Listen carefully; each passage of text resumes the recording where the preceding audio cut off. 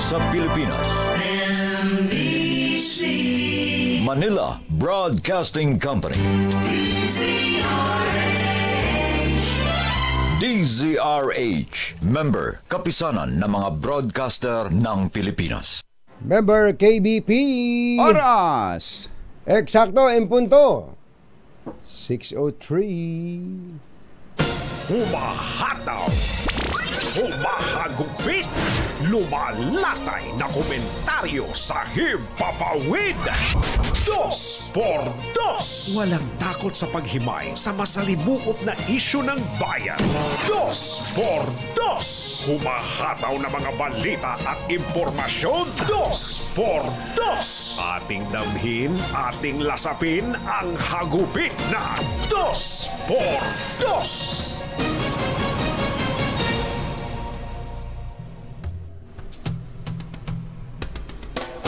Kahit po busy sa pagdalo sa ASEAN Summit sa Lao PDR, nagpatawag po ng meeting ang Pangulong Bongbong Marcos sa pamamagitan ng teleconference sa ilang opisyal ng pamahalaan sa Pilipinas kaugnay ng problema sa gitnang silangan. Inatasan po ng Pangulo ang lahat ng kaukulang ahensya ng pamahalaan na ilikas sa anumang paraan ang mga OFW na apektado ng krisis sa Middle East kahit hindi pa itinataas ng Embahada ng Pilipinas ang Alert Level 4. Ang direktiba ay ginawa ng Pangulong Marcos sa harap ng pinaigting na pambobomba ng Israel sa Lebanon simula noong Setyembre 23 na ikinasawi na ng mahigit sa 1,000. Batay po sa kautusan ng Pangulo, gagawin ang paglilikas sa anumang paraan, by air or by sea. Kaya dapat tukuyin na ang mga posibleng exit at kaagad ayusin ang exit clearance ng mga kababayan nating Pinoy na naiipit sa gyera sa pagitan ng Israel at Lebanon. Isyu ng bayan. Isyu ng bayan. Dos. Pagmaitim ang balak, magtago ka na. 2x2. Si Jerry at si Anthony narito na. 2x2. Hahataw ng todo, urado ka. 2x2. Ang katotohanan, dala nila. 2x2. Walang sinasamba pali, maniwala ka. 2x2. Hataw ng gusto, tol, umasa ka. 2x2. 2x2.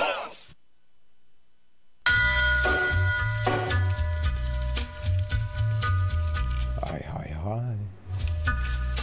Maganda morning. Magandang umaga, bayan! Bayan! Ito po si Anthony Taberna. Ito po si Jerry Baha. Muli pong sumasa inyo ang 2x2 sa umagang ito ng Friday! Yuhuu! Sana po ay okay lang kayo, bagamat marami tayong mga kababayan, lalo na yung may mga kamag-anak na nagtatrabaho diyan po sa Lebanon. Ang malamang ay hindi na rin napagkakatulog sa pangamba na madamay ang kanila pong mga kaanak. So yan, nitong mga nakakaraan, may mga kababayan ho tayong ayaw pang umuwi, kumbatsero. Dahil ang inaalala nila, ano magiging buhay nila dito sa Pilipinas? Yun ang laging sagot kong batsero. Naalala mo nung pokpokan dyan sa Libya kay Gaddafi? A few years ago, no? Ang sinasabi ng ating mga kababayan, mapanganib dito. May nagpuputukan dito. May nagbabagsakan ng bomba dito. Pero at least may chance kaming makasurvive. Ayun. Diyan sa Pilipinas, sabi niya, diyan sa Pilipinas, may ganun eh. Talaga. May ganun. Mamamatay kaming dilat. Galit pa yun. Galit pa yun. Katulad ng ngayon, meron pong ibinalita ang social weather stations na nasa 16.3 million na pamilyang Pilipino ang nagsabi na sila ay mahirap. Ayun. Oo, ito po ay ayon sa survey ng SWS nito pong September 14 to 23. 0.3. Oo. Yan yung mga humble na mga Pilipino. Mga Pilipino. Kasama kaya dyan yung kamusta ka naman? Ito nga Mahirap nga. Walang wala. Mahirap buhay ito eh. Minsan ganon. Pero ito totoo kayang yan talaga ang sitwasyon ng kanilang buhay? May mga kahit naman umunlad ang buhay, parang uutangan mo pagka yun na nga. pagka tinanong mo eh. Pag nagtanong ka umiiwas sa mga mangungutang. May mga ganun naman talaga, pero meron naman tayong mga kababayan na sadya talagang hirap na hirap ang buhay. Meron talaga. Oo, kaya nga yan ay isang katotohanan ng hindi na kailangang imunya. ayun, sasabihin siguro, mga tamad kasi yan eh. Hindi po. Hindi po, mga kababayan. Marami po, ako personally, marami ako nakikita na hindi naman ganun kalaki yung pamilya. 3, 4 lamang ang anak kong batsero. Isa nga lang naghahanap buhay, yung tatay. Dahil yung tatay, yun lang ang nakakuha ng hanap buhay. Yun lang nakakuha ng hanap buhay. At yung nanay naman, hindi naman pwedeng umalis ng bahay, iwanan yung mga at maliliit pa. Talagang hirap na hirap kong batsero na makatawid ngayon. Marami tayong ganyang nasa ganyang sitwasyon. Oo, pero napaka-importante. Kaya importante yung mga pantawid eh. Yung pantawid. Pantawid. Pero dun sa tawag pa lang, pantawid. Pantawid. Hindi yung panghabang buhay na pantawid. Yun nga ang pupuntahan natin, kumbatsero. Ito bang mga ginagawa ngayon ng ating mga opisyal ng pamahalaan, ng pamahalaan mismo, na tuloy-tuloy na parang naging parte na ng ng buhay na sa lahat ng barangay. At lahat na dati DSWD lang ang nagbibigay ng ganyan. Ngayon lahat na ng politiko. Lahat ng politiko. At pinopondohan ng pamahalaan. Eksakto, kumbatsero. Kaya nga yun ang tanong natin Di ba dumating pa yung isang pagkakataon na napagalitan ng ilang senador, si DSWD Secretary Win Gatchalian, Rex Kumbatsero. Secretary Rex Gatchalian. Ba't pinipigilan mo kung ako mag-distribute nung AX? Siyempre, nagpapaliwanag si Secretary, hindi naman po talaga dapat kayo ang nagdi-distribute nun dahil kami po may papel nun. Nung umpisa, akala ko maninindigan si Secretary na hindi papayagan ng mga politiko na wari baga ay sila ang may-ari nung salapi na ibinibigay sa ating mga kababayan na nakapila sa mga barabarangay. Pero nung bandang huli, parang tiklop din si Secretary. Ano bang magagawa ng isang cabinet secretary? Unang-una, ay simulan natin sa budget. Saan ba kanino ba nanggagaling ang budget? Sino ba ang may power of the purse? Di ba? Mga mambabatas, mga kongresista at mga senador. Pangalawa, saan ba dumadaan ang isang cabinet secretary bago siya ma-confirm bilang isang opisyal na cabinet secretary? Sa kamay ng mga senador at ng mga kongresista. Yun ang isang katotohanan ng hindi na kailangang ibunyag. Jerry Baha at Anthony Taberna sa 2x2 sa DZRH. Kaya, kumbatsero, meron akong napanood kahapon. Saan ba yan? Sa Netflix ba yan? sa HBO ba yan? Gagayahin sana kita. Sa Prime Video ba yan? Sa Apple TV ba yan? Apple TV. Meron kasing isang talumpati ang isang tumutugon sa pangalang Benji Magalong. Benji Magalong. Ng Baguio City. Ng Baguio City. Ito bago lang po tayo mag-ACS Balita. Papadala ko sana kay Yuel pero alanganin Kaninang malapit na ako dito saka ako napanood Ito po ay mula sa official page ni Mayor Benji Magalong. Pakinggan po nyo mga magulang at mga mahal na taga-subaybay ang kanya pong sinasabi dito, no? Narito po. Ay, napindot ko. Hindi, papadala ko na lang mamaya para mas may video. Para may Ang video. esensya para mas kasi nung maliwanag. sinasabi niya kung batsero, kapag ka ba may tinanggap kang salapi o pondo mula sa ating pamahalaan, kanino ka dapat magpasalamat? Sa akin ba? Sabi niya. Doon sa nagbigay na politiko. Sa akin ba? Dito ba sa katabi, dito ba sa taong ito? Hindi. Sabi niya. Doon ka magpasalamat sa katabi mo. Diyan sa mga katabi mo. Na nagbayad ng buwis. Nagbayad ng buwis. Kanyang tinutukoy. Yun ang tinutukoy niya kung batsero. Kasi kung makaporma itong mga lintik, sorry. Ba't ba ako nabusit bigla? Kung makaporma itong ibang mga politiko, para bang kanila yung pera? Parang pera nila, Para bang pera nila na kulang na lang ay lumuhod dapat sa kanila ang mga tao na nakatanggap ng kanilang mga tulong. Dapat magbago yun. At yun ang mga tao, alisin ninyo sa isip ninyo na pera ng kandidato o ng politiko yan.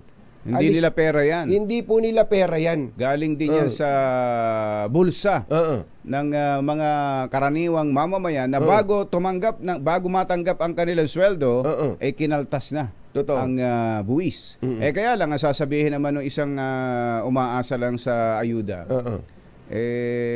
kung hindi naman dahil dyan, sa taong yan, hindi maibibigay sa akin itong pera ng katabi ko. Sabihin niya. Dahil baka kung saan lang din mapunta yan. Yun ang nagiging kaya ang nangyayari kung batsero, doon na uuwi ang parang pagkilala na sa kanya nga yung pera na yan. Ganun ang dating.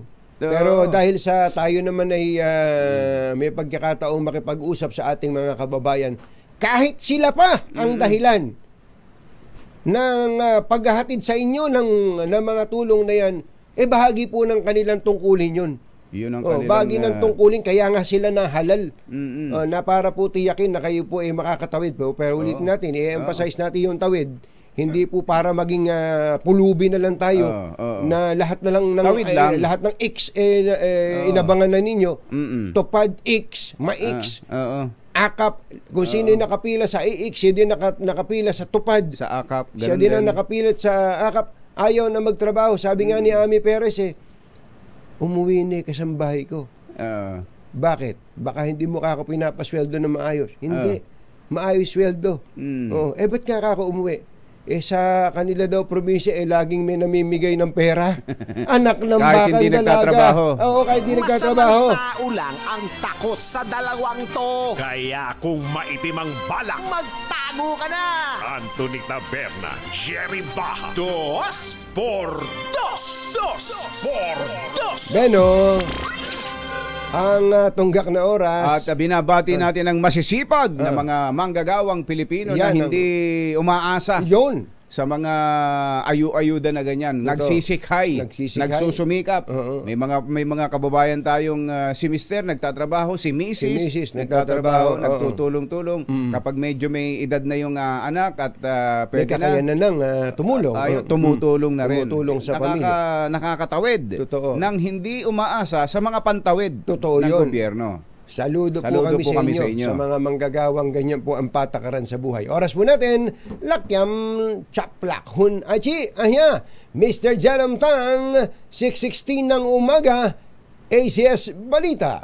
Susunod na. Andali po lamang. Balitang makatotohanan. Balitang maaasahan. ACS Balita. Walang makakaligtas. Walang makakalampas. San mang sulok ng kapuluan. Luzon, Visayas hanggang Kamindanawan. Basta't may balita. Ipagwagwagan ng sikat na tagapagbalita. ACS Balita. Kasama ang 2x2 tandem Anthony Taberna at Jerry Baja. ACS Balita. Ang programang ito ay hatid sa inyo ng ACS Manufacturing Corporation, ISO certified, maker of world-class quality Pride detergent. Narito na ang ulo ng ating ACS Balita. 4 na isla ng Pilipinas kinilala bilang top tourist destination. 7 Pinay executives na kasama sa Asia's Most Powerful Women. 0 casualty sa 2025 elections, target ng bagong DILG Secretary. Mayor ng Porac, Pampanga, 10 iba pang opisyal, sinuspinde ng ombudsman dahil sa pogo. Mr. Ipinaaresto ni Mrs. Matapos mahuli kasama ang kalaguyo OMG! sa Maynila. Kabit, ipinahuli rin. Nako po. At Police Colonel Sasok Sargent nirelieve matapos ireklamo ng sexual harassment ng isang babaeng pulis. Magandang umaga, Luzon, Visayas at Mindanao. Good morning, Philippines. Hello world!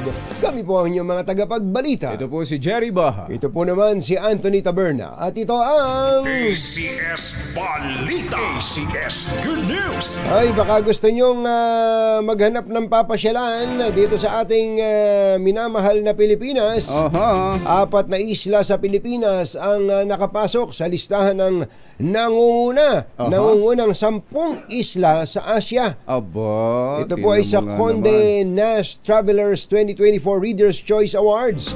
Kabilang dito ang Boracay, Ayan, Boracay. Palawan, Yan. Cebu, Visayan Islands at Siargao. Napuntahan mo na ba lahat ito, kumbachero? Ulitin mo nga ulit. Boracay. Okay na yan. Napuntahan na natin yan. Palawan. Yan. Palawan. Ay, sa Palawan, marami yan. Ay, marami talaga yan. May Coron. Hindi naman, yung buong isla ng Palawi, marami pang pa mga yan. pulo-pulo yan. Tapos Cebu, ang ganda rin ng Cebu. Ang ganda ng Cebu. Ang ganda ng Cebu. Ang ano kayong Visayan Islands itong tinutukoy na to? Marami pa naman kasing mga isla sa Visayas, ano? Yung Siargao, ang At hindi Siargao. ko pa nararating yan, kumbachero. Hindi mo hindi ko naitatanong ano. Nag-shoot kami dyan. Ganun ba?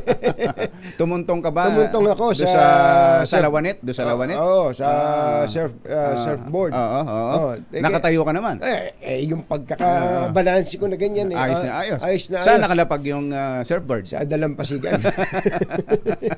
Sa buhangin. Ang 10 isla sa Asia na hindi ba yung anak ni Jacqueline Jose na si Andy Eigenman? Ayan, dyan na tumira. Ayaw diba? nang umalis dun sa Siargao. At di ba nakapangasawa yan ng Magaling na surfer? Magaling bumalanse. Di ba? Talaga Ito po, naman.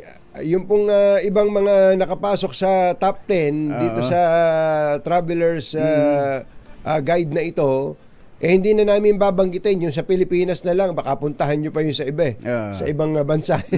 ito na lang sa Pilipinas. Ulitin natin Cebu at Visayan Island, Siargao at ito pong Palawan at Boracay. Todo pasalamat naman ni Tourism Secretary Cristina Garcia Frasco dahil lumabas ang Pilipinas bilang ASEAN country na may pinakamaraming bilang ng mga isla sa listahan na nagpapatunay sa status nito bilang pangunahing island destination sa Asia. Iyan. Kaya kailangan talaga natin yung mas matindi pang promotion sa ibang bansa. And infrastructure. Para Tsaka hindi yung naman sistema, sila ma-disappoint. Tsaka yung sistema, kumbachero, na tulad ng ginagawa sa ibang bansa na yung tourism private sector at yung tourism ng gobyerno ay talagang nagtutulungan. Kahit na hindi pa ganoon katindi ang infrastructure, pero pag nagtulungan yan, ay talaga namang napupuntahan yan. dadayuhin tayo ng may mga dayuhan pag nabalitaan nila yung napakagandang lugar na Di yan. ba may nagbida, tayong dalawa ba yung may nagkwento sa atin na di ba may party sa Hanoi, Vietnam na napakaganda sa Instagram. Talagang pupuntahan mo. Yung nagkwento sa atin, nako, kapangit. Kung ikukumpara mo dito sa Pilipinas, ang galing ng promotion. Yun lang ginagawa nila sa Vietnam na yung nakasakay ka sa parang sa vapor na medyo malaki-laki. Yun na pinaka-hotel mo. Doon sa kung anong Shalong Bay yata yung Shalong Bay. kung ano yung bay na yun.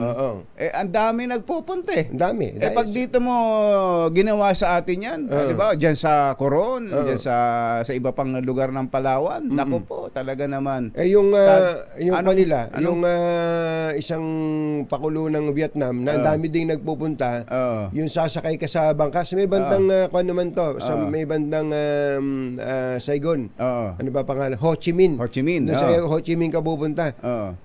Kung nyo, kumbatsero, ang labo nga ng tubig eh. Ang labo nga eh. Pagka tatakot ka, baka mahulog ka doon sa... Pero katakot-takot ang nagpupunta. Tingnan mo na. Na Yun na nga, habang ikaw ay namamangka na ganyan may mga nagtitinda ng kung ano ng pagkain doon, aliw na aliw ka. Ba't ba hindi natin magawa yun? Kaya nga yun, walang masyadong infrastructure na kaya nga kailangan doon. Ay nako, Ang kailangan lang ang sistema. Promotion. Secretary, ayan, nako, pagbutihin natin at yung ipinagmamalaki natin na 5 million. 5 nako million. po, Jesus Mario Joseph. Sasabihin ng Vietnam. Gatiting lang ng Vietnam, Thailand at Malaysia, yung 5 million natin na yan. Yun. Na tourist arrivals. Alas 6:26 ang ating oras, pero meron tayong mga pambatong mga Pinay. Pasok ang 7 Pilipinas sa listahan ng 100 Fortune Most Powerful Women in Asia ngayong taon. Sa tala ng Fortune, mahigit kalahati ng nasa listahan ay mga Chief Executive Officers o CEO sa buong Fortune 500 at Global 500. Nasa 26 naman sa mga ito ay newcomers na kabilang sa Artificial Intelligence, Unicorn Founders at Chief Financial Officers. Kasama sa ang mga 7 Pilipina na nasa listahan ay ang mga sumusunod. Ang GCash President at CEO na si Marta Zazon. Ay, Tita Marta. Tita Marta, kasama ka pala dito. Congratulations, Tita. Punta ko sa inyo minsan. Kaya yung GCash. Andyan din ang Robinsons Retail Holdings President and CEO, Director Robina Gokong Wei Pe. Ayan. Ating Robina. Shell Pilipinas President and CEO Lorelai Kiambao Osial. Ayala Land CEO at President Ana Maria Margarita Bautista D. Land Bank of the Philippines President and CEO Lynette Ortiz. Mega World President Lourdes Gutierrez Alfonso at Philinvest Development President and CEO Roda Huang. Ayan. Congratulations ang mga matitinding kababaihang Pilipino. 6:27 ng umaga. Naimbaga bigat kada kayo amin na po. Agring kayon. Gising na. Target ng bagong DILG Secretary John Vic Remulla na gawing casualty-free ang darating na halalan sa 2025. Ayon kay Remulla, inatasan siya ng Pangulong Bongbong Marcos na pagsikapan ang kaligtasan at seguridad ng mga kandidato at publiko sa darating na eleksyon. Hihingian niya siya ng tulong sa lahat ng ahensya at gobyerno para maging mapayapa at maging ligtas at zero casualty ang halalan. Alas 6:28 ang ating oras. Maya pa ba kay Kongan mga kabalen? Gising na ba kayo? Sinuspinde ng Office of the Ombudsman ang mayor ng Porac, Pampanga at 10 iba pang opisyal sa suspension order na nilagdaan ni Ombudsman Sam Martires. At ito'y may petsang October 7, pinatawa ng 6 na buwang preventive suspension si Porac Mayor Jaime Jing Capil. Paano yung Vice Mayor? At Vice Mayor Francis Tamayo. Yari, Kasama rin sa sinuspindi ang Business Permit and Licensing Officer at 8 konsihal ng naturang bayan. Sino magiging mayor dyan? Ubus pala wiped out pala May kaugnayan po ang suspensyon sa isinagawang investigasyon sa kasong gross neglect of duty na sa sinalakay na Lucky South 99 Pogo Hub sa kanilang lugar. Nagugat ang kaso sa reklamo na isinampa ng DILG matapos na mabigo ang naturang mga opisyal ng umaksyon sa mga epekto ng puguan sa kanilang bayan. Pwede bang tawagan natin ng ang DILG? Sino ba ang tatayong kanyan? Opisyal. Sino magme-mayor ngayon dyan? Ubus pala. Yung mayor, vice mayor, saka lahat ng konsyal yan 8, bayan ng Porac. Tama, hindi ba 8 lang ang konsyal yan? Karaniwan 8. Karaniway 8. Naku, paano kaya Pwede, kaya mo ba, kumbachero, na uwian? Ayoko dyan. Baka uwian lang. Baka Baka madamay pa tayo sa pogo dyan. Sa itlog ng pogo. Pwede pa. Pwede. Oo. Laktiampwa, 6:30 na ng umaga. Nagmamakaawa ngayon ng isang mister na patawarin siya ng kanyang misis matapos siyang ipaaresto at ikulong, pati na ang kanyang kabit. Nang mahuli sila sa akto na magkatabing natutulog sa isang bahay sa Maynila. Pinaalalahanan namin kayo nung nakaraan. Isang araw lang, ha? Nagsabi na kami sa inyo na may kulong, yang ganyan. Ang Korte Suprema mismo ang naglabas ng isang landmark decision na nagsasabi na ang isang mister, Bill, ang isang mister kahit minsan lang, kahit one night stand lang, kahit one night stand lang, at ang naging epekto ay sumama ang loob ng iyong misis, nasaktan ang kanyang damdamin emotionally, at saka yung nagkaroon siya ng mental anguish. Pwede ka palang makulong nun, pare ko. Pala yun. Minsan lang naman Hindi lang pala kayo paghihiwalayin. Baka sabihin ng hindi. Paghihiwalayin lang naman kami yan. Sabi ng Korte Suprema. Hindi pala. Hindi. Pwede kang makulong ng hanggang 12 taon. At pwede kang magmulta ng hanggang 12 taon? Oo. Mariose pala, no? Kala ko naman mga 6 na buwan lang. Matindi to. Pala yan, ano? Hanggang 12 taon to, tapos ang multa hanggang 300,000 piso. Ano ba? Ano kayo? Talagang inurirat ko, binasa ko yung 37 pages na desisyon ng Korte Suprema. Baka akala niyo community service lang at di ba? Hindi pala, kulong pala talaga. Diyan, at pwede ka pa pala talagang ipakulong on the spot. On the spot, ano katunayan? Ito po, ulitin natin, ha. Nagmamakaawa ngayon ang isang mister na patawarin siya ng kanyang misis matapos siyang ipaaresto at ikulong, pati na ang kanyang kabit. Nang mahuli sila sa akto, nahuli sa akto. Caught in the act pala. Na ano daw yung huli sa akto? Tuloy ang basa. Na magkatabing natutulog. Natutulog lang naman pala. Sus, Mario Joseph naman. Ano ba naman yan? Natutulog lang naman yung mga tao. Naman ang masama doon. Tuloy ang basa. Sa isang bahay sa Maynila. Kinilala ang antukin na lalaki. Na si, pambira ka, ang ganda pa naman ng pangalan mo, na si Antonio. Ano palayaw? Tunying. Busit na to. Antonio Tunying Malda. 49 years old. Kasing edad ko to. 49, pambira ka, Tunying. Iniituloy ng tawa si mother. At ang girlfriend niya, hinuli din Hinuli din yung babae. Antukin din pala yung girlfriend niya, kasi kaya nga magkatabi sila natutulog. Ano pangalan? Ay si Jennifer. Si Jennifer? Nagkatuluyan din pala sila ni Jennifer. Dati aali-ali. Yung iba ayaw na magpatawag ng pangalang Jennifer Talaga. Mula nung sumikat ang Jennifer Jennifer. Ilang taon si Jennifer? Jennifer Sagion, 40 years old. So may 9 years may 9 years na 9 pagitan. years na gap, iba ka Tunying. Gusto mo talaga mas bata sa iyo. Iba ka, gaya-gaya ka. Ayon sa Manila Police District, nagpasaklolo sa kanila ang misis ni Antonio na si Rochelle. Totoo ba to? Mother. Hindi niyo ba ako iniisahan dito? Pati yung pangalan ng misis ko, ginaya niyo. Na si Rochelle Agbayani Malda. 47 years old. Tingnan mo nga naman. Pang nagkataon nga naman. Pambihirang patis naman. Sabi siguro ni Tunying, itong misis ko, ugod-ugod na, 47. Ano sabi ni Rosel?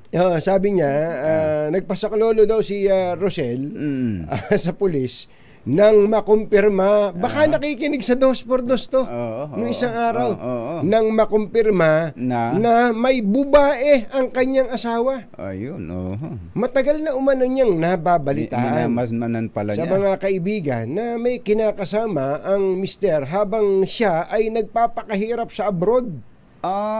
Tingnan mo nga naman. OFW pala. Kaya, Oo. sinubaybayan niya ito Aha. at sorpresang nilusob Oo. sa isang boarding house. Boarding house pa pala. Sa Natividad Lopez Street sa Barangay 659 Ermita. Kompleto. Buti na lang at baka hanapin pa nito si Mother to. Oo. Dito na abutan niyang magkatabing natutulog ang dalawa. Oo. Pero sa halip na magsisi sa kasalanan, Oo. nung una ayaw pang Oo. magsisi, nagawa pang ipagtanggol ng mister ang kabit. Ganon. Oo. Huwag mo siyang saktan. Sabi. Ba't sinasaktan ni Rosel? Siguro. Magaan din ang pingkok ni Rosel. Hindi. At ang matindi nga, ipinagtanggol na yung kanyang kabit. Sinaktan pa ni Itunying si Rosel. Tingnan mo nga. Dahilan so, talagang para ipinagtanggol talaga yung kabit. Baka Hindi naman, man lang sinabing nung magulat, nung magising asan ako? Sino ka? Sino ka? Ba't ako nandito? Ay nako, nanang ko po. Sinaktan pa pala. Yun ang pinakamalaking yun ang pinakamaling kasalanan mo, niya. John. John na Antonio. Alas 6:36 ang ating oras. Samantala, ito naman. Isang police colonel sa SOC Sergeant ang sinibak matapos ireklamo ng isang babaeng pulis. At ang reklamo ay sexual harassment. Ayon kay Police Brigadier General Jane Fajardo, ang police colonel ay nakatalaga sa personnel holding and accounting unit habang isinasa ilalim sa investigasyon. Ayon kay Fajardo, wala pang naisampang kaso laban sa kolonel dahil nagpapatuloy pa ang investigasyon kasabay ang pagtiyak na hindi magkakaroon ng anumang whitewash sa kaso. Dagdag pa ni Fajardo, magsasagawa ng parallel investigation ng National Headquarters at ilang tauhan nila ang tutungo sa Region 12 para makausap ang biktima at makakuha ng karagdagan pang detalye na gagamitin sa paghahain ng reklamo laban sa kolonel. Tama, Kernel. Dapat usisain yung mabuti para kompleto naman itong binabasa ko. Yung kay Kumbatsero, kompleto sa detalye. Inggit ka din. Ba't itong sa akin kulang?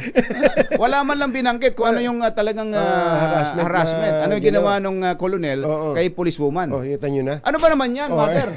Ba't ganon? Napakamata. Pagkaingit ako. Kulang Uli, Mother. Pagka ganito balita, detalyado dapat. Detalyehin nyo. Ano, yung mga balitang tungkol sa mga politiko, maikli lang yun. Pero pagka ganito, ito mga importanteng makatutulong sa moralidad ng mga Pilipino. Kahit mahaba yan, kahit 2 pahina. Oo, walang problema. 6:38 ng umaga. Susunod. Tito Boy! Nako, meron daw 2 Pinay caregiver na inaresto dahil iniwanan yung inaalagaan nilang amo. Ay, sus, Naku, Mario Joseph, pambihira naman, hindi ugaling, Hindi ugaling Pilipino. Ba't kaya ganon? Ayun, ang magandang tanong. At si Secretary Francisco Kiko Laurel, naku, mainit ang ulo dahil may mga binlacklist na mga importer ng agri-products. Yan at iba pa sa pagbabalik ng ACS Balita. 6:38 in the morning. ISO certified, maker ng world-class quality Pride detergent. Hi! Maganda morning! Ano ba ang araw today, Kumbatsero? Today is Laundry Day Friday. Yuhuu! At pag Laundry Day Friday, all you need is Pride Washing Machine Detergent. May triple stain away formula kaya tanggal ang makapit, madikit, malupit na dumitmantsa kaya easy ang labada. Kaya pala mula noon hanggang ngayon, all you need is Pride. All you need is Pride. ACS. Ay, teka muna. Kasama ang 2x2 tandem Anthony Taberna at Jerry Baja. ACS Balita. Maraming naaaliw doon kay Antonio at kay Rochelle. Ang bihira kayo. Gusto nyo talaga yung mga ganitong ganyang kwento, mga ganitong kwentuhan Ito, katulad nitong sina Rosario de Vera. Sabi ni Rosario de Vera, kapangalan pa ni Katunying. Natawa ako doon. Oo, ayun. Tapos sabi naman ni Boyski Audap, ganda ng energy ng mga kumpanyero namin ngayon. Hindi po, kumbatsero lang po. Tawa ako ng tawa habang nagluluto ng almusal namin. Nako, yan. Talaga naman. Sabi ni Priscilla Abianda, nakakatawa talaga kayong dalawa. Sabi ni Josefino Lorenzo, ang dapat daw pangalan ni Kuya ay Antok nyo. Antok nyo. Nakakatulog no? Hindi, mabagal din. Hindi, wala ring, ano ba tawag doon? Yung reflexes, yung mabagal, split second na yung bang makapag-isip kagad ng gagawin. Halimbawa ba, ikaw yung inabutan sa ganun? Bukod na sa sinabi mo kanina, maalimpungatan. asan ako? Ba't ako nandito? Yun ang pinakamabilis mo maiisip Pero pag nabigla ka talaga, baka wala ka masabi. Wala ka na, hindi ka na Pero ito naman si Tunying, the second. Nanakit pa. Nanakit imbis na... Ikaw na nga ang may ginawang kalokohan. Mananakit ka pa. Ang bira. Kulong nga. Ngayon, ang inihimas na niya, hindi na chiching. Hindi na legs, kundi rehas na bakal. Ayan. Sabi ni Isaac Alberto, bawal po yun. Pwede lang magkatabing kumakain. Pag magkatabing natutulog, bawal na. Si Jean KB, dami kong tawa ka, Tonying. Nagising ako. Pagka ganito talaga kwento. Nagising kayo, ha? Hindi, I'm sure, kumbatsero, marami rin tayo mga regular listeners na nagsasawa na sa mga balita yung kasi halos pare-pareho. Alam mo, kay Alice Go. Dati na-excite ka pa nakakasawa na Ewan ko lang kung mataas pa ang viewership ng hearing kapag si Alice Go sawa na rin siguro Yung Quadcom, mataas ang viewership. Bukas nga pala yon. Mabutit ipinaalala mo kung batsero. Maghanda na ho kayo ng mga kukutin, mga popcorn, binusang mani. Alintina namin din mag-ready ka na, tsaka yung kape at may aasahan daw tayong pasabog ng Quadcom. Bigla hong nagpatawag ng hearing Quadcom.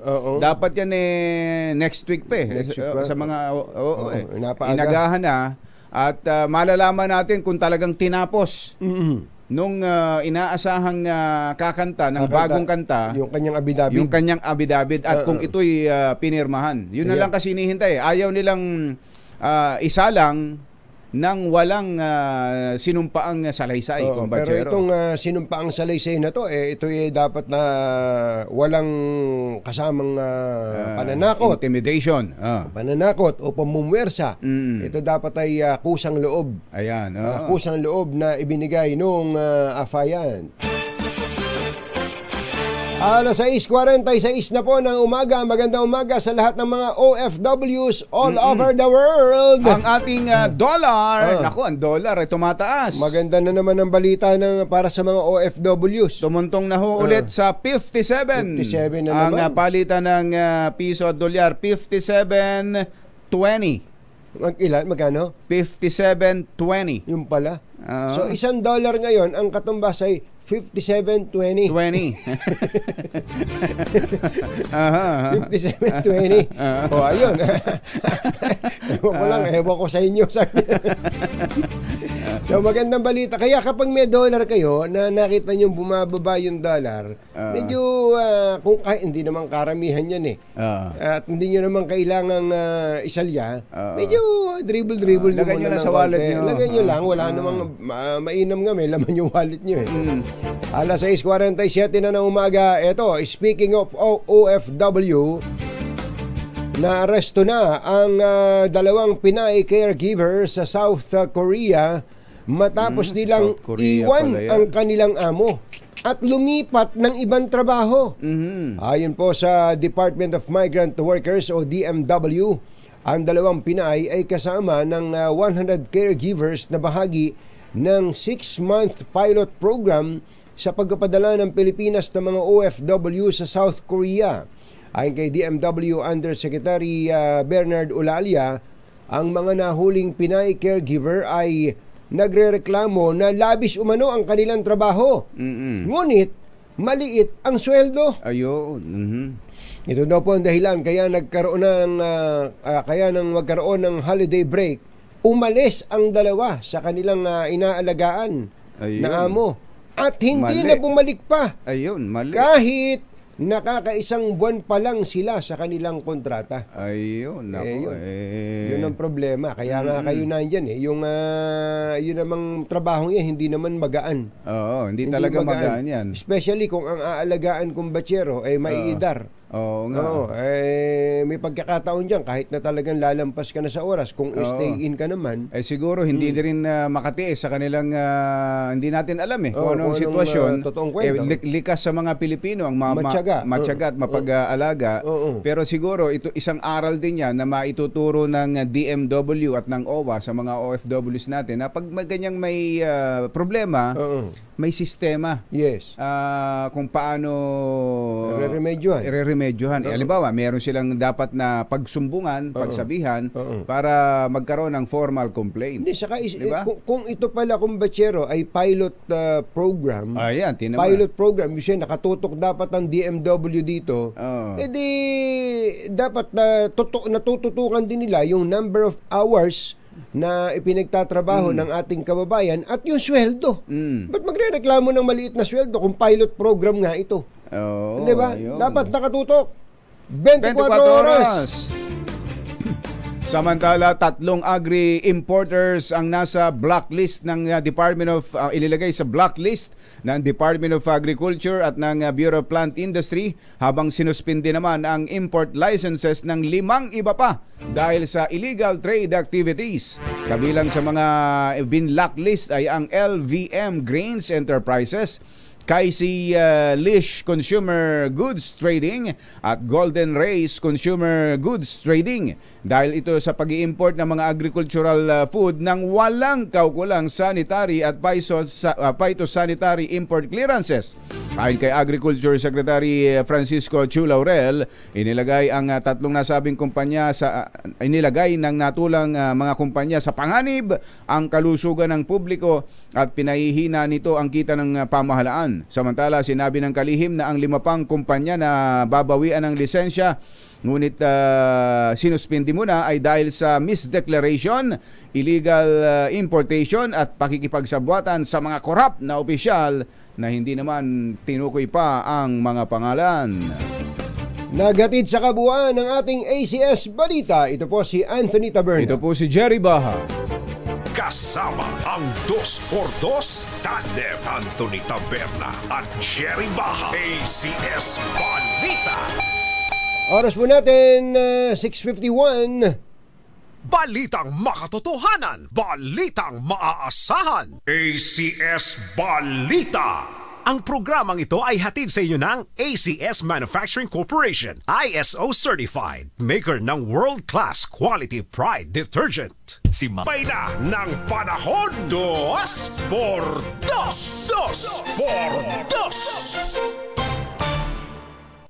Let's Marvin Gaye and get it on. Ay. Attorney Ronnie Hiron. Magandang morning. Kumusta Kumakanta bang ng pag-ibig Jennifer, my Jennifer. Uy, kumbachero, may kwento kay Erab, di ba kamo na medyo minsan natakot sa pagsakay sa C-130 dahil dahil delikado. Sabi nung sino yung kausap na sabi si General Rodolfo Diaz. Rodolfo Diaz sabi, pag oras mo na, talagang oras mo na. Ang binanggit niya yung piloto. Sabi ni Erap. Alam mo, oo nga. Pero paano kung oras na ng piloto? At damay ako. Oo nga naman. Pero may nangyari kumbachero sa Turkish Airlines na yung piloto oras na. Oras na ng piloto. Oras na ng piloto at namatay habang nasa ere. Isa hong 59 anyos na piloto ng Turkish Airlines ang inatake at nasawi habang nasa himpapawid. Habang nagmamaneho ng eroplano. Papunta raw ng Istanbul, Turkey. Patungong Istanbul, Turkey, ang eroplano mula sa shuttle. Sa shuttle. Sa shuttle. Sa shuttle doon sa may middle. Malayo-layong biyahe yun Medyo. Sa kabilang parte ng mundo yun eh. Kaya nga mabuti na lang may co-pilot. May co-pilot. Saka ang kagandahan ng mga eroplano ngayon parang iseset mo lang may maliban na lang kung may autopilot. Maliban na lang kung may dumaang babira mo. May tumawid na usa. May tumawid na usa. Magugulat ka. Mabuti hot may co-pilot. Hindi yun. Nilapatan pa daw ng first aid yung pilot, pero wala na, hindi na umabot. Paglapag nasa ere pa, namatay na itong si Captain Ilsihin Pelivan ng Turkish Airlines. Grabe. Kaya marami mga kababayan tayo kumbatsero. Maniniwala ka ba hanggang ngayon, kahit may oportunidad na, may kakayanan na, ayaw sumakay ng aeroplano. Natatakot. Ewan ko si Let Narciso, dala sumakay ng aeroplano nito, hindi natatakot Yan ang kasabihan katudayang kahit na oras na nung piloto, pero pag hindi mo pa oras, Mr. President. Mr. President, parang oras ng piloto. Dami pa ako. Mag-iingat po kayo, pero tandaan po nyo, kung pag-aaralan nyo po yung kasaysayan at mga estadistika ng aksidente sa transportasyon, ang pinaka-safe po ay aeroplano. Ang pinaka-safe na mode of transportation ay ang aeroplano. Kaya huwag kayong matatakot. Pero huwag nyo lalagyan ng dumi yung upuan nyo.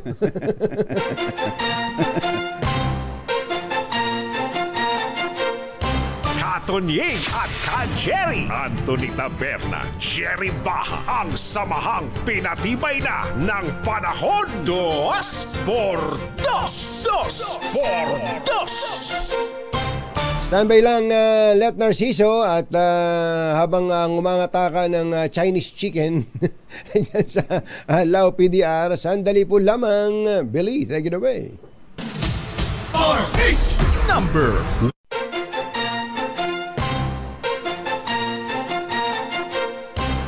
Tonying at Ka-Jerry, Anthony Taberna, Jerry Baha, ang samahang pinatibay na ng panahon. 2x2.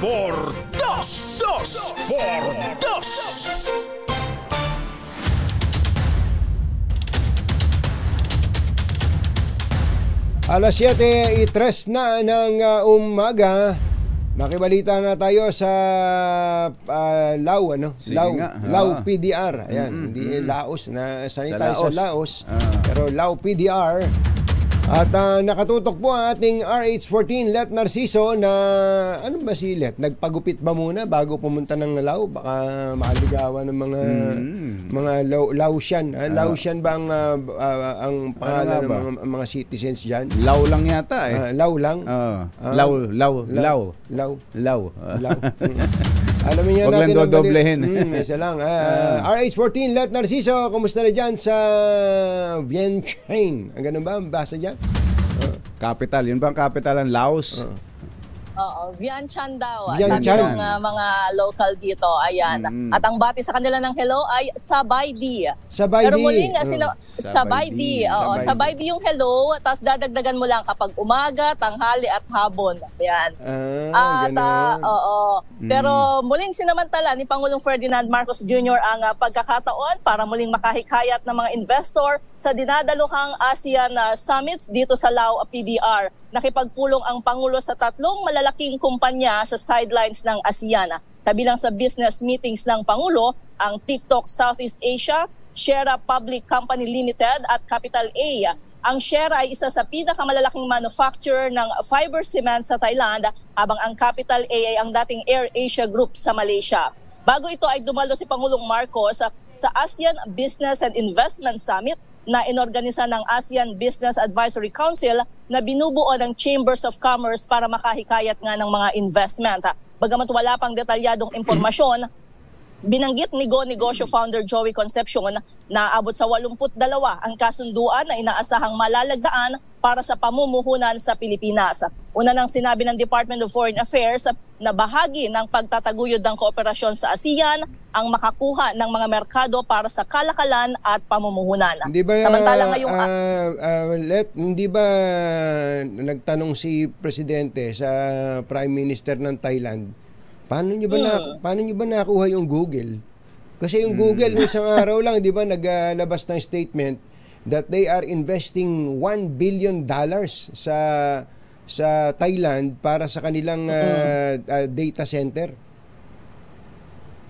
Oo, wala namang ganyang pag-uusap, pero ang particular na binanggit kasi ng DFA at ni Presidente ay yung TikTok Southeast Asia. Yun yung kanyang ka-meeting. Kaya ako nabanggit yun kasi yung mga ang lapit ng ng administrasyon ngayon sa ng pamahalaan sa halimbawa sa Amerika, itong Google na to nag-invest ng $1 billion sa Thailand, tapos sa Vietnam naman itong SpaceX ni Elon Musk ilang bilyon dolyar ang nilagay. Ba't ba nila iniiwasan ba nila Pilipinas o ayaw ba nila ng nag-aaway ng mga politiko? Oo. Hindi naman iniiwasan. Actually, may mga dun sa mga nakaraang biyahe ni Presidente, mayroon na rin siyang meeting dyan at siguro hihintayin natin kung ano yung progreso na dun sa mga naging pagpupulong niyang yon. Okay. May kung ba ngayon? May mga schedule pa ba ang Pangulo ngayon? Ay oo, sunod-sunod yung mga pagpupulong muli sa ASEAN Summits and Related Summits na dadaluhan ni PBBM. Una na dyan ang ASEAN-China Summit, ang ASEAN-Korea Summit, ASEAN-Japan Summit, ASEAN Plus 3 Summit, ASEAN-Australia Summit, ASEAN-India at ASEAN-Canada. Oo. Anday pala yung summit yung na yan. ASEAN-China. At bagamat hindi makadadalo si President Xi Jinping, magsisilbing kinatawan daw niya si Chinese Premier Li Qiang. Ayun. Kailan kayo uuwi? Pasalubong na lang dito. Ano ba mga napapasalubong diyan? Galing diyan. Hindi, masarap ang kape dito. Kape talaga yung binibili dito. Hindi ako naniniwala diyan. Hindi ako naniniwala. Mas masarap pa ba sa kapeng Batangas yan? Magkakaalaman let pag uwi mo. Magkakaalaman. Oo. And kasi hindi ko kayo pwedeng dalhan ng authentic noodle. Yun pala yung isa pang masarap dito. So, kape-kape na lang siguro. Kape na lang. Sige, hintayin namin ang iyong pagbabalik at sasamahan namin ng red carpet dito sa DZRH. Katulad ng iyong suot ngayon na kulay pula. Kop Jai, mula sa Vientiane, Lao, ito si Let Narciso para sa DZRH. Una sa Pilipinas, una sa Pilipino. Bagong-bago, balitang dapat alam mo. Balitang magdadagdag ng talino. Dahil bagong impormasyon, makibalita. Unang-una sa DZRH. Pangunahing balita. Kasama ang 2x2 tandem nina Anthony Taberna at Jerry Baha. Sa ulo ng ating mga pangunahing balita, Pangulong Marcos pinakilos ang mga kinauukulang ahensya ng gobyerno para ilikas ang mga OFW sa gitnang silangan.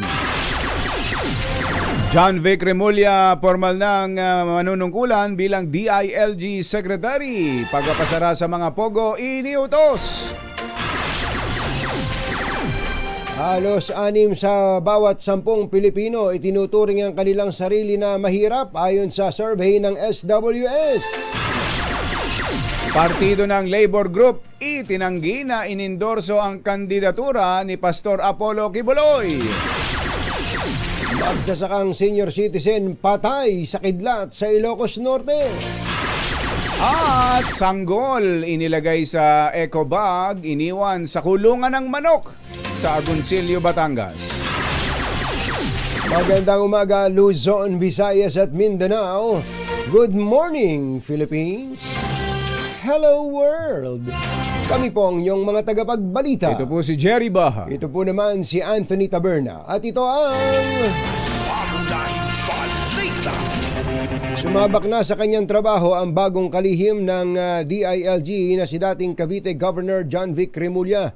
Sa day 1 sa DILG, iniutos ni Secretary Remulla ang pagpapasara sa lahat ng POGO operation sa bansa, kabilang ang POGO Hub sa bayan ng Kawit na iniuugnay sa kanyang pamilya. Sinabi ni Remulla na paiigtingin pa ng pamahalaan ang crackdown sa mga hinihinalang POGO Hubs na nag-ooperate sa bansa, kabilang ang nasa Island Cove na dating pag-aari ng kanilang pamilya. Upang patunayan ang kanyang sinseridad, sinabi ng DILG Secretary na ang POGO Hub sa Kawit ang una niyang ipinasara at nangako ang may-ari nito na tuluyan itong ikakandado sa Disyembre 15. Andito na sa ating linya, kumbatsero, ang bagong DILG Secretary John Vic Remulla. Secretary, magandang morning! Si Katunying po at saka si Ka Jerry. Magandang umaga, Katunying. Magandang umaga, Ka Jerry. Sa kay lahat. Sanay na po ba kayo sa na tinatawag kayong secretary o gob pa rin? Problema pag sinasabing Secretary Remulla, dalawa kaming natingin. Oo nga, ano. Dalawa kayong lumilingon. Gusto lang naming malaman, paano po ba kayo inalok? Kailan ba kayo nilapitan o tinawagan ng Pangulo para po alokin itong, i-alok itong mabigat na tungkulin na ito? Mahigit isang buwan naman pinag-uusapan lang. Kung baka takali na si Secretary Ben ay itutuloy ang kanyang kandidatura, ay tinanong sa akin kung available ako. Pero ayun ang first and last conversation, hindi na namin pinatagal yun. Dahil out of respect naman kay Secretary Abalos na hindi naman pa siya sigurado ng panahon. At alam naman sa Pilipinas, hanggang hindi ka nagpa-file, hindi ka kandidato eh. Tama, opo. So, hindi talaga pinag-usapan hanggang sigurado na siya. Opo. Kailan po kayo napa-oo? Nung Biyernes po ng gabi, ay nagkausap na kami dahil nag-commit na si Senate Secretary Abalos na sa Lunes ng umaga siya magpa-file. Ayun. Bagamat gano'n, hindi rin ako nagsalita dahil out of deference ni Secretary Abalos, hinintay ko na siya ang mag-file hanggang nagsalita. Ako na ang susunod. Opo. Yung pala ang sitwasyon. Pero si Kuya Boying naman, hindi napigil ang kanyang sarili at nung nakulit ng media, napaamin din naman, ano?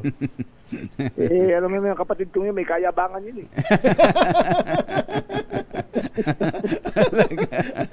Opo. Puntahan nga natin itong POGO Hub dyan po sa Kawit, Cavite.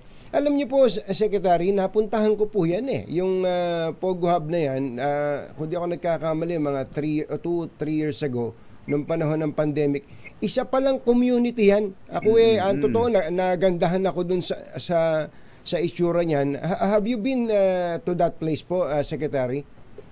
Honestly, not since 2018. Pinasak yan. Nung nag-conclude ko yung sale, kasi no looking back na nung binenta, hindi mo kasama sa purchasing process. So, no reason for me to go there. Oo. Lagi, tuwing mababanggit dati ang mga puguan, ikinoconnect kayo dahil alam ng mga tao na sa inyo dati yung Island Cove, yung lugar na yon. Pero Secretary, ang alam namin, yung POGO Hub na yan na nandiyan sa Cavite, na isa yan sa mga legal eh. Di ba? Tama ba kami, Secretary? Isa yan sa mga legal na POGO. Ang problema kasi, yung illegal, yung lahat ng marami sa mga legal, naging illegal. Pero itong nasa Island Cove, continuously, ang alam ko, ang report sa akin, intelligence ay continuously legal siya. Legal. Legal operation. Oo, at bukod sa legal nga, sila yung unang naringgan namin na nung magsalita ang Pangulo na tatapusin na ang POGO operations dito sa atin, sila yung unang nagsabi na hindi na namin tatapusin ng Disyembre. Isasara na namin kaagad ang POGO dito. Pero nung kayo'y manumpa, yung POGO sa Cavite kaagad ang nabanggit ninyo, Secretary. Siyempre, uumpisa ako sa sarili kong bakuran yan. At pirmi ginagawang issue sa akin, harapin na natin yung issue talaga. Kita natin na sincere tayo. Harapin na natin, di ba? Hindi na unahan. Ano po yan?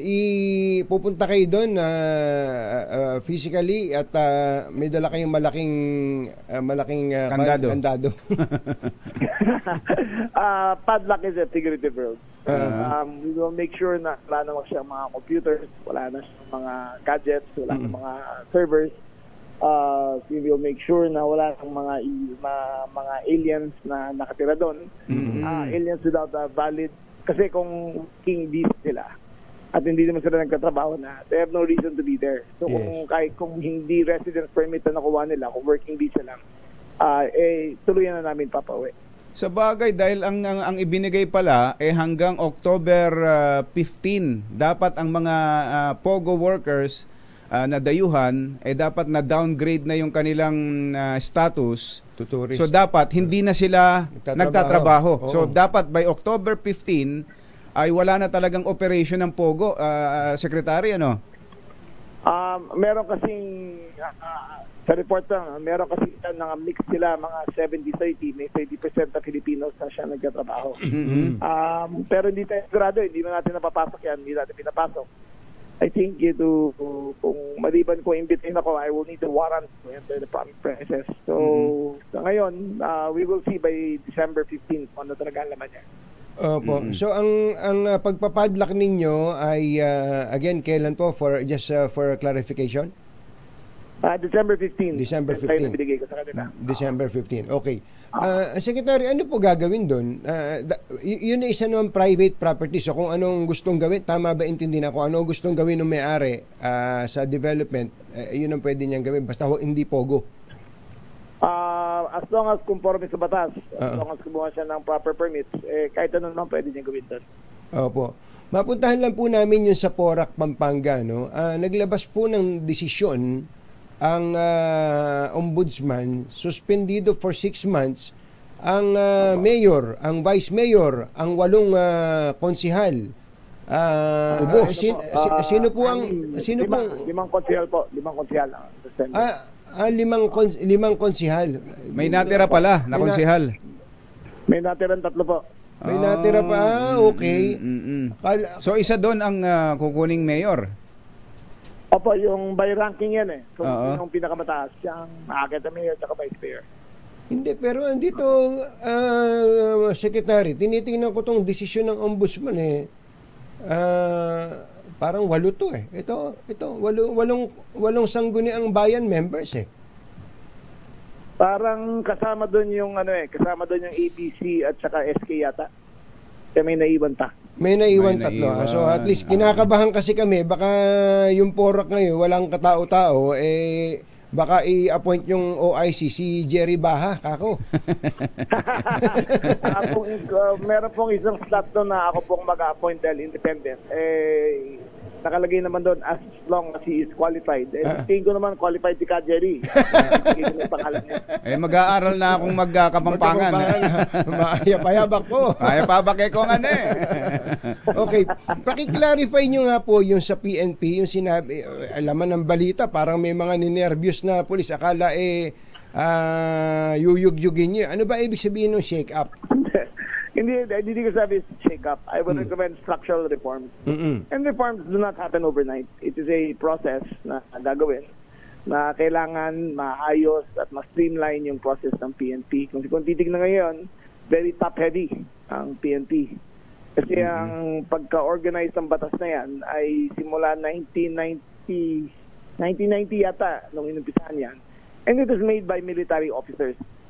And ang police by nature ang police by nature ay civilian character. So ang problema niyan ay naging military character but civilian in nature. So ang papalitan natin diyan ay gagawin nating mas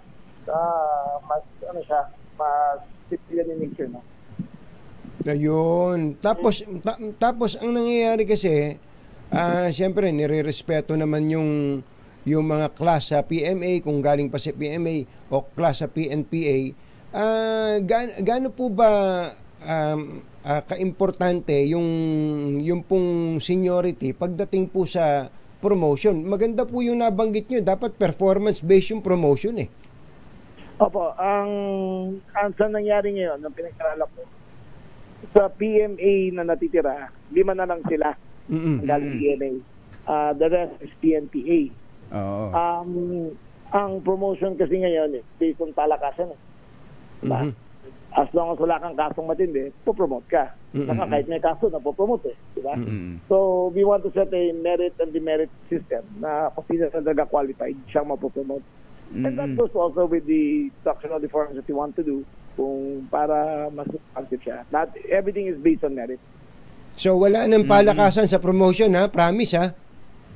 Well, as long as I am concerned, wala talaga. Diba? I will try to do as according to the system that we want to put up, as yung sulat pa lang naman, we want to depoliticize the PNPA. Opo. Dapat, Yun, importante po yun. At saka kailangan tumaas po ang moral ng PNP. Katulad po ngayon, di ba, ang isa sa pinakamalaking issue sa House of Representatives, yung Quadcom, na ang pumatay sa isang kabaro ay mula, o ang nag-utos magpapatay, ay mula din sa PNP. Yung po bang mga alaalaga na mga, sabi nga ni Kumbachero dito, mga pulis, na may alagang mga kriminal, may alagang assassin. Paano po ba matitigil yun, Secretary? Ang problema kasi dyan ay nung previous administration, nagkaroon ng cultural shift ang PNPA. Dahil ang extrajudicial means of dispensing justice ay naging normal para sa kanilang lahat at naging acceptable. So yung culture na yan ay tumuloy. Hanggang ngayon ay andyan pa rin sila. So, kailangan nila ng change of mindset at kailangan ng ma-prosecute talaga at ma-determine kung sino ang nag-participate sa EJK at ma-weed out naman yung mga nag-participate yan. Yun. Importante yun. Okay. Napakahirap kasi nung naging normal na sa kanila eh. It became normal to take the law into their own hands. No one should have that power that only God can give eh. Diba? Sila kinuha nila sa sarili ng kamay. Tulad do ngayon, itong pinakahuling hearing ng Quadcom na may isang police major na umamin, Lieutenant Colonel na umamin ng partisipasyon doon sa pagpatay at ang pinatay ay dating police general at may isinasangkot hong matataas na opisyal. So yun pala ay tututukan nyo rin, Secretary? Siyempre, kailangan tutukan yan. Naging systemic eh. And to break that systemic order, you have to set a moral hazard para sa lahat ng mga naging active sa ganyang klaseng system of justice. Dapat pala pag susunod na interviewin namin kayo, Secretary John Vic, naka-zoom kayo kasi parang nakikinig ako kay Secretary Boying minsan eh. Wag naman. Nagkakapareho kayo ng boses eh. Parang ang tindi na sinabi yung wag naman. Baka hindi nyo magkamukha kami. Okay, last na lang, Secretary, no? Ang bilang kalihim po, kayo ay may administrative supervision sa mga local government officials, units. Hanggang sa barangay po yan, di po ba? Pwede po bang kasi ito po, tingin ko kailangang tutukan nyo po ito. Pwede po bang ang mga barangay chairman ay isuheto ninyo na kapag ka hindi malinis yung kanilang barangay, nagkalat ang kung ano-anong kadumi, yung physical na kalinisan po tinutukoy ko kapag ka madumi ang barangay mo, yung madumi talaga, maaari kang masuspinde sa trabaho. Pwede bang kayo naman ang nandyan maumpisahan nyo yun para nakakalungkot pagpunta mo sa ibang bansa, ang linis, ang mga Pilipino ay nagtatapon ng basura sa pagtapunan, hindi dumudura kung saan, hindi parang asong umiihi kung saan. Pwede bang ang barangay chairman ay bigyan nyo ng ganong klaseng responsibilidad na ipatupad yung mga ordinansa at maliliit na batas, at pag hindi, sila ay tatanggalin sa trabaho? Pwede ba yun? Number one, yung barangay chairman yata ng coach ng Lasal ang papatuto ko kung nagdudura talaga sa kanyang number 2, wala po sa kakayahan at sa kapangyarihan ng kagawaran ng interior na mag-suspend ng opisyal. Ayan po ay the power to suspend municipal, barangay and municipal officials lies with the Sangguniang Panlalawigan and the Ombudsman. Pag city officials man, it lies to the President and the Ombudsman. Na may taga-serve lang ng suspension. But, I do believe in incentives. Incentives ang lalagay mo na mag-suspend kayo. We should reward those with good example. So, magbababa tayong pondo sa kanila kung makita natin malinis sa kanila mga barangay. Oo, sige nga po, Secretary. Baka pwedeng maging project natin na maging totohanang malinis ang mga barangay sapagkat ang mga problema natin nag-uumpisa sa barangay Totoo yan. Maraming problema nang gagaling dyan. Pero kailangan mo rin intindihin yung mga barangay officials. Napakahirap ng mga trabaho ng mga yan. Hanggang kagatang aso, nasa kanila di ba? Opo. But I think for more effective barangay-based monitoring system, dapat talaga ang local chief executive ang bahala dyan. Sila talaga ang dapat on top of it. Kasi sila yung everyday nakasama Okay. Secretary, good luck po sa inyo. Secretary, anniversary pala ng DILG. May bumabati sa inyo si Bong Ariola. Happy anniversary daw, DILG. Hindi ko alam. Actually, dalawang araw pa lang ako. Kasi ang unang tayo ng DILG nung eleksyon ni Aguinaldo. Nung si Bonifacio ang inalal, ngunit umangal si Tirona. Kaya natanggal siya. Nung umangal naman si Bonifacio, ayun, nagka-tribunal na. Ayun. Si Bonifacio ang unang interior minister ng Pilipinas Tama. So tinan mo, galing sa Cavite. Ngayon, Caviteño din ang may hawak ng DILG. Sa Cavite. Ayun, ganda pala ng kwento. Secretary John Vic Rimulya, congratulations and good luck po sa inyo. Thank you, Sec. Salamat po. Si dating Cavite Governor, ngayon po DILG Secretary John Vic Rimulya. Mga nangunguna at mga bagong balita sa DZRH. Pangunahing balita. 7:27. Ang balita. Tuloy ang mga pangunahing balita. Isang bagong silang na sanggol na lalaki na nakalagay sa isang orange na eco bag ang iniwan sa kulungan ng manok sa barangay Subic Ibaba, Agoncillo, Batangas. Ang eco bag ay ipinatong sa isang sako ng patukan ng manok. Ayon kay Mrs. Malu de Leon na siyang nakakita sa sanggol, kukunin sana niya ang mga manok na kanyang ibebenta nang mapansin niya na may kakaiba. At nung silipin niya ay isang bagong silang na sanggol na lalaki. Mabilis namang nakahingi ng tulong si Aling Malu at nagresponde ang PNP at isang barangay health worker at nang tingnan ay ang baby ay nakakabit pa ang pusod at puro dugo ang buong katawan. Indikasyon na ito'y bagong silang pa lamang. Nasa pangangalaga na ng Municipal Social Welfare and Development Office ang sanggol habang nagtutulong-tulong ang mga residente at LGU at barangay sa lugar para mahanap at matukoy ang ina ng bata.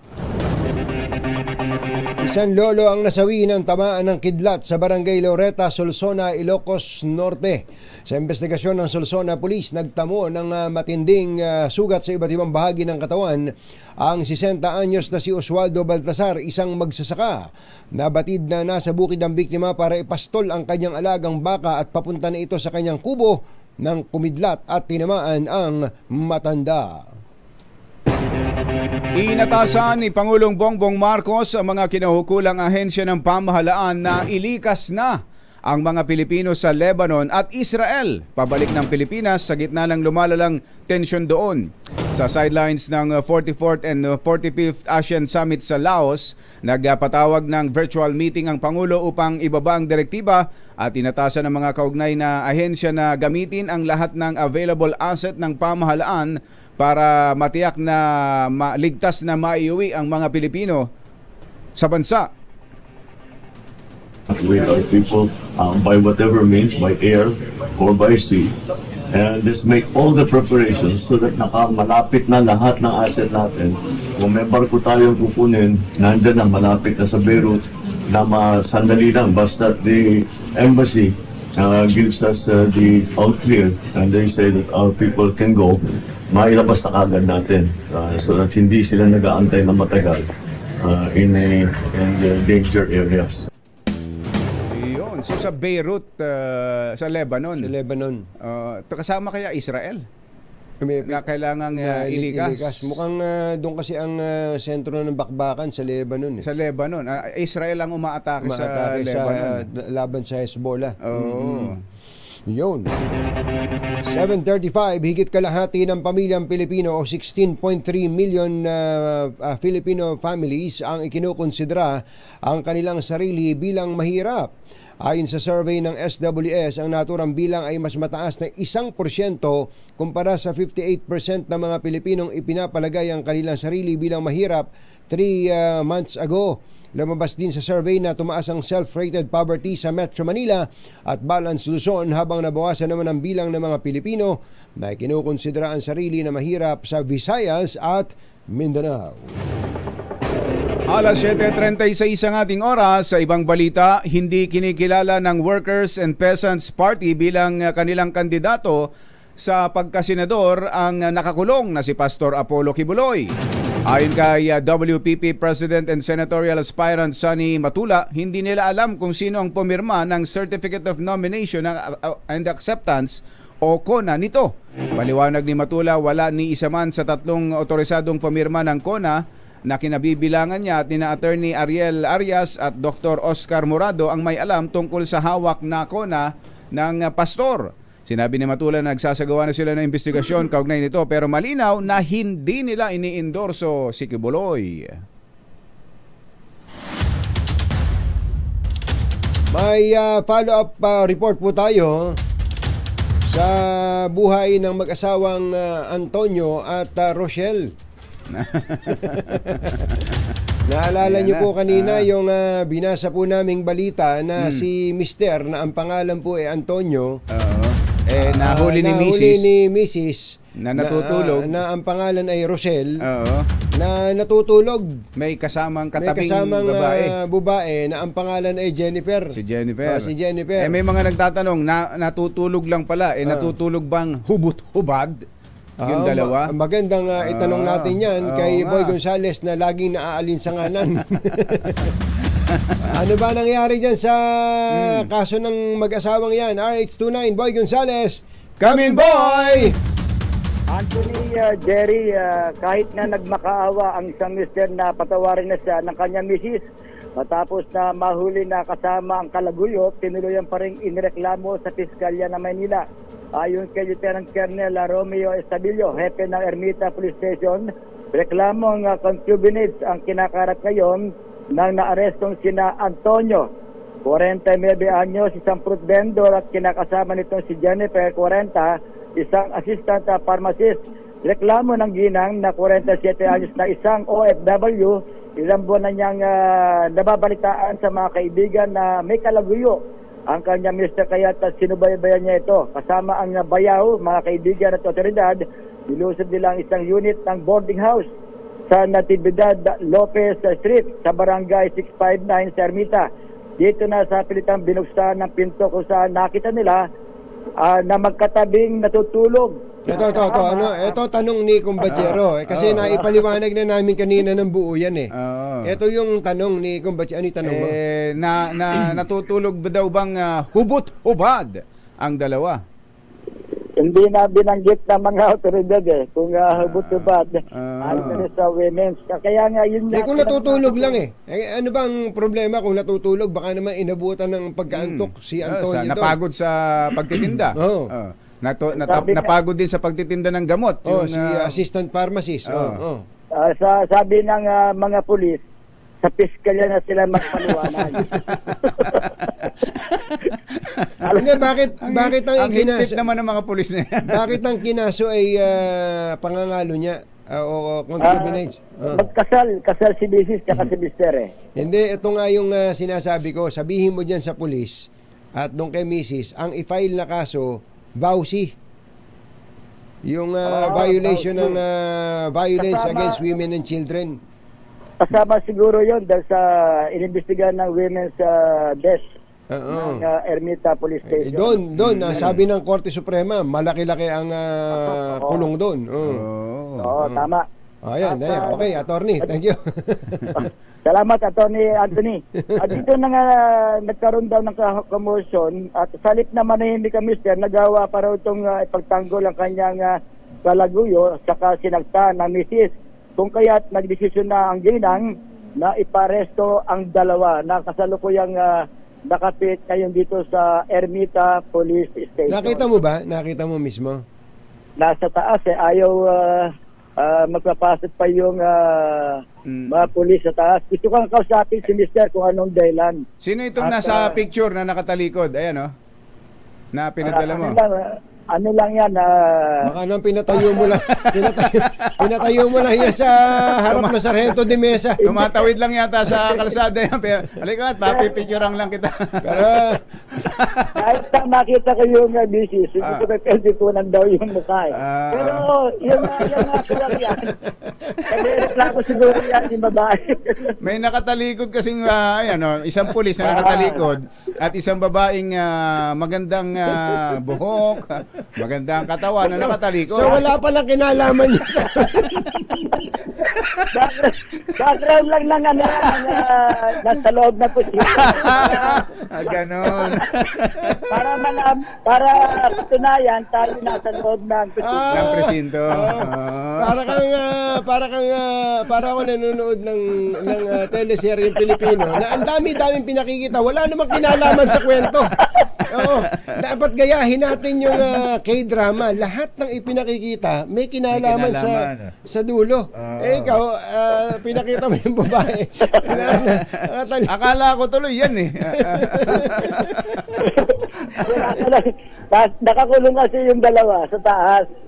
Babae, magkaiwalay babae at lalaki. Sabi ng pulis nasa taas. Kaya nga kinuna ko na lang yung background ng loob. Wala. So inuulit po natin, wala pong kinalaman yung babae. Baka kasi merong kamag-anak yan na namumukha. Teka, sige nito to But yan pala yung nireklamo. Baka isipin niya. Buti na lang, kinlaro mo, boy. Pero maganda rin na makita mo ng personal yung babae kung bakit naakit sa kanya si Antonio. Baka, alam mo yung mga pulis, maraming kwento. Baka miya binibigyan ng prutas ng lalaki. Dahil fruit vendor yung lalaki, si Tonying. Ang bira itong Tonying na to. Ang bira ka. Si Antonio. Ayos.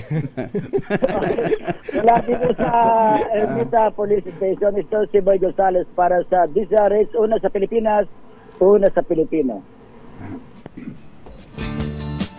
Ayos. Thank you, boy. Boy Gonzales. Puntahan naman natin ang ating RH15. Kung dyan sa Manila merong mapagmahal at mapagkalinga, dyan naman daw sa Naiya merong mabalasik. May mabalasik. May babagsik. Nanulak pa, nanipa pa ng pulis. Kaya ito yung tugtog natin Ayan na, RH15, Giselle Recaport. Come in, Giselle! Katunying humihimas ng rehas ngayon ang isang German national matapos itulak at sipain ang isang pulis sa Terminal 1 ng Ninoy Aquino International Airport. Ayon sa PNP Aviation Security Group, tumanggi ang dayuhan na si Suel Leyma na sumailalim sa mandatory screening kahit ilang beses na siyang pinakiusapan ng screening officer sa paliparan. Loko, matigas ang dayuhan, matigas ang ulo. Oo, hanggang daw sa tumaas yung tensyon at namisikal na ng kaharap na pulis dahilan naman para siya'y arestuhin. Lilipad sana ang German national patungong Vancouver sa Canada pero hindi na natuloy dahil nga sa insidente. Nasa Naiya Police Station 1 na ang naarestong dayuhan na nakaharap sa kasong direct assault at resistance and disobedience to a person in authority. Nagsimalita naman tayo sa PNP Aviation Security Group kung anong kondisyon ngayon ng sinipang pulis. Giselle, para sa Giselle, Katunying. Ay, totally nasa Naiya ka na. Puntahan mo nga kung pwede kang papasukin. Ikutin mo nga yung parking diyan, yung multi-level parking kasi may may nagpadala sa akin ng video, kumbatsero. Kakaunti na ngayon ang nagpa-park diyan sa multi-level parking na iyan. Sa Terminal 3. Sa Terminal 3. So lumilitaw na talagang maraming mga nagpa-park diyan ay hindi naman talaga pasahero. Hindi travelers at ginawa lang parking ang airport dahil mura ang parking. Nung 300 mula 300 ginawang 1,200 ang overnight parking. Ubos. Tuwan-tuwa daw yung mga nagpa-park diyan. Yung mga totoong pasahero. Totoong pasahero. Meron nga silang nakita kong batsero doon na isang kotse, sedan, nakuha na nga na naluma na sa kapal ng alikabok Ibig sabihin, buwan na siguro ang binibilang. Ginawang tambakan ng sirang sasakyan. Hindi naman daw sira, pero dahil sa tagal na siguro nung nandun sa ibang nakapaligid na establishments, kaya nga. Naluma na yung sasakyan doon, pambihirang pati. So, yung bang nung nagpunta ka dyan sa NAIA, yung bang arrival at departure area, yung may curbside na ganun, ano ba napansin mo, Giselle? Matraffic pa ba? Naiipon pa ba yung mga sasakyan? Hindi na, Katunying. Kumpara sa mga nakalipas natin na pagbisita dito sa NAIA, abay, mas maluluwag na yung mga sasakyan. Mukhang epektibo nga. Yung pagtataas ng parking fee nito nga new NAIA Infrastructure Corporation. Mga takot magbayad ng katakot-takot. Takot magbayad ng mahal. Kaya so yun pala ang isang epekto, maganda epekto naman nung bagay na. But of course, sana kapag ka talagang pasahero at nakapagpakita ng ticket, kung halimbawa aalis ng Biyernes, babalik ng Linggo, pakita ng ticket, baka naman pwedeng maka-discount dyan. Oo, Katunying, iyan yung problema ng mga pasahero dito. May mga nagpo-post na rin sa online na kay mahal-mahal ng kanilang binabayaran, lihitin mo naman silang pasahero itong NAIA. Pero pinakamaganda siguro, Giselle, yung manawagan na tayo sa ating mga pasahero, na imbes na pa-standbyin nila yung mga sasakyan nila dyan, sabi nga ni kumbatsero dito, mag-grab ka na lang. Mag-grab ka, mag-angkars ka o mag-joyride. Mag-joyride ka. May kotse naman na yan. Kesa pa-park mo pa yung sasakyan mo, may manggalos pa dyan, guhitan pa yung sasakyan mo doon, wala kang kalaban-laban. Kaya lang Katunying, papaano daw ito na yung parking, yung ginagawang parking area. Mabuti na nga rin para masuheto yung mga talagang ginagawa lang na standbyin niyang parking. Sabi nga ka Jerry Katunying ng mga kababayan natin, maganda yung layunin ng NAIA, new NAIA Infrastructure Corporation para mapaluwag yung congestion dito sa parking area. Pero ang pangit doon, naaapektuhan yung mga legit na passengers nitong paliparan. Okay. Thank you, Giselle. Salamat, Jerry Katunying. Balik sa inyo. Pangunahing balita. Standby lang, RH52 and RH5, Val Gonzales. Oras po natin, Engineer Tony Nanggel, 12 minutes bago ang alas 8 na umaga. This time check is brought to you by...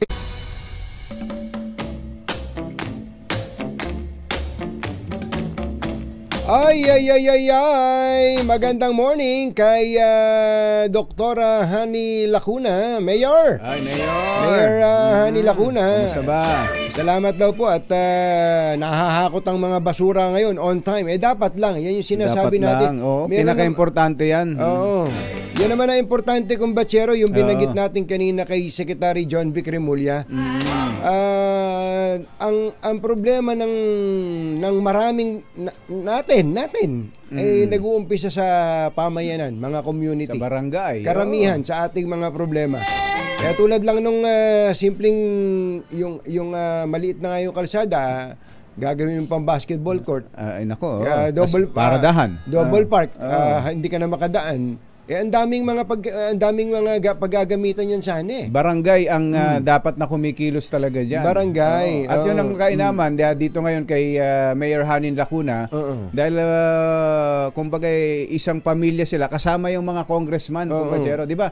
Halos lahat ng kongresista ng Maynila, 5 out of 6. Ayan, ay suportado si Mayor Hani. Si Mayor Hani Lacuna. Yun, at least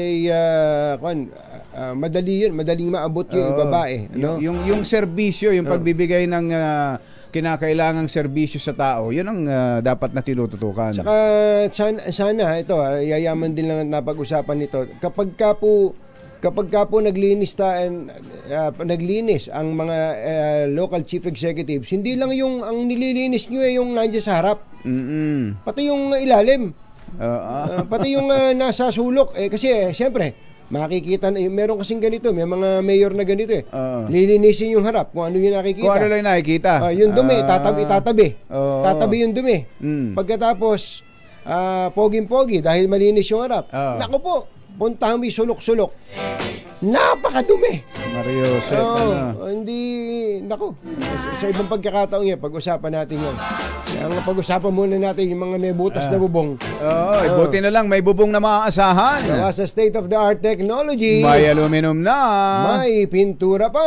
Now available na rin sa pre-painted tiles pan. Para sa eleganting bubong na matibay na, makulay pa, mag-Cherry Loom pre-painted ka na! Ang mga kumbatsero ng bayan, Katunying at Ka-Jerry. 2-4-2. Nag-message sa atin si Ernie Kaok, birthday pala ng kanyang ex-girlfriend. Si Ernie, andyan ba sa Bulacan si Ernie? Oo, happy birthday kay Ate Rose Kaok, dyan sa Bulacan. Si JB magmasag ka ng Kapitolyo ng Bulacan, birthday din. Happy binabati ka JB ni na Ma'am Tenny Ramirez Bautista ng Damayang Pilipino Party List at Governor Daniel Fernando. At kay Kuya Boy, Kuya Louie Taberna, happy birthday. Buti nakita tayo kagabi diyan sa may Kalumpang Marikina. Yon. Caselo Lagmay, kumusta ba diyan sa Nueva Ecija? Magandang morning. Ang bilis ng oras. Tapos na pala tayo. Ganon ba? Tapos na pala tayo. Magpapatugtog na ako ng magpapaalala lang tayo sa ating mga kababayan, lalo na po yung mga sumusubaybay sa aking YouTube channel, sa aking YouTube channel. Matindi po ito. Ito pong pangyayari na to. Na-hack po ang aking YouTube channel, na-hack. Tapos ngayong oras na to, i-message na aming technical team na nawala na yung YouTube channel, na-remove na kumbatsero yung YouTube channel. Ganon? Oo, kaya yung ganon?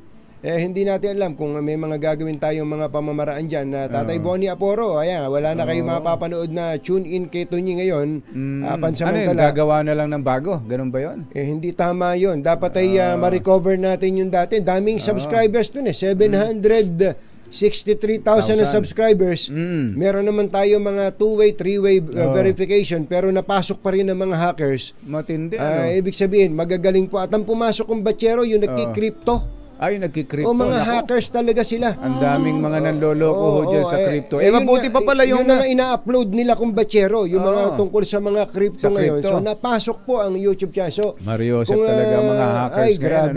Ingat po kayo. Hindi nyo ba sinusubukang i-hack yung YouTube channel ni Attorney Harry Roque? Bakit? Si Attorney Harry Roque, ito may pag-amin hong isinagawa ang PNP-CIDG na nahihirapan silang mahuli. Itong si Presidential Spokesperson na Harry Roque.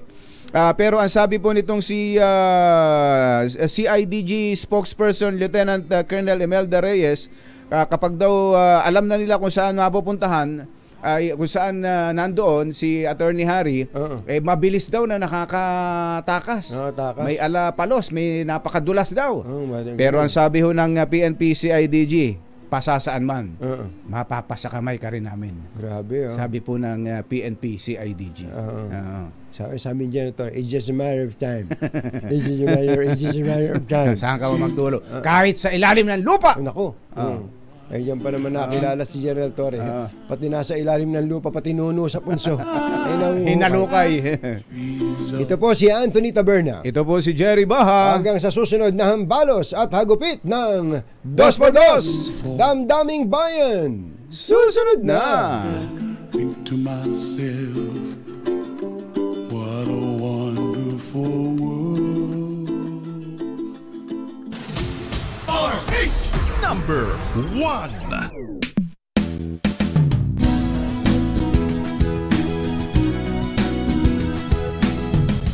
Magbago man ang panahon,